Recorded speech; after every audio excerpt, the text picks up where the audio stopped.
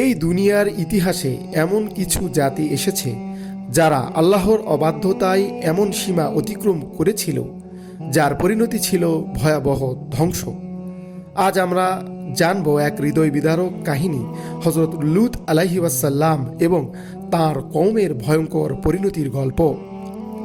হযরত লূত আলাইহি ওয়াসাল্লাম ছিলেন একজন মহান নবী।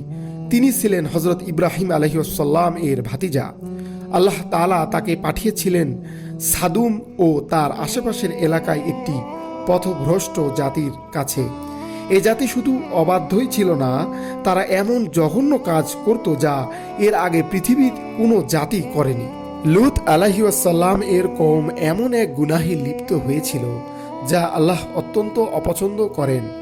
তারা পুরুষদের সাথে পুরুষদের অনৈতিক সম্পর্ক করত, যা ছিল সম্পূর্ণ হারাম এবং সীমা লঙ্ঘন।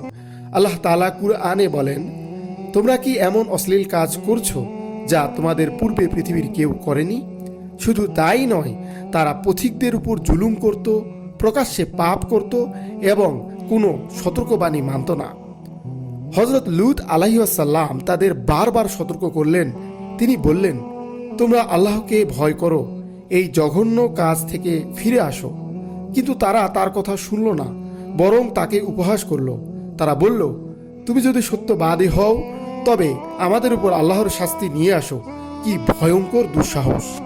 তাদের এই অবাধ্যতা চলতেই থাকলে একদিন আল্লাহ তাআলা কিছু ফেরেশতা পাঠালেন মানুষের রূপে। তারা লূত আলাইহিস সালামের বাড়িতে অতিথি হয়ে এলেন। কিন্তু খবর পেয়ে সে পাপী কওম সেখানে জড়ো হলো খারাপ উদ্দেশ্য নিয়ে। লূত আলাইহিস সালাম খুবই লজ্জিত হলেন ও কষ্ট পেলেন। তিনি বললেন, এরা আমার অতিথি, তোমরা আমাকে লজ্জায় ফেলো না। কিন্তু তারা কোনো কথা শুনল না।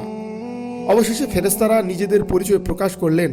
তারা বললেন, হে লূত, আমরা তোমার রবের পক্ষ থেকে এসেছি, এরা তোমার কোনো ক্ষতি করতে পারবে না।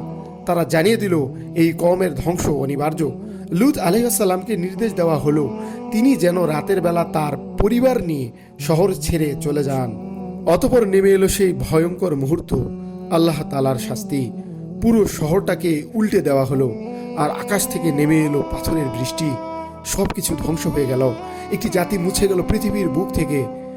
আর দুঃখজনকভাবে লূত আলাইহিস সালামের স্ত্রীও রক্ষা পেলেন না, কারণ তিনিও ছিলেন অবাধ্যদের দলে। এই কাহিনী আমাদের জন্য একটি বড় শিক্ষা দেয়। আল্লাহর অবাধ্যতা কখনো নিরাপদ নয়। গুনাহ যদি প্রকাশ্যে করা হয় তার শাস্তি ভয়াবহ হতে পারে। সত্যের পথে থাকলে আল্লাহ অবশ্যই সাহায্য করেন। আসুন আমরা সবাই আল্লাহর পথে ফিরে আসি, গুনাহ থেকে বেঁচে থাকি। ভিডিওটি ভালো লাগলে লাইক, শেয়ার এবং সাবস্ক্রাইব করতে ভুলবেন না।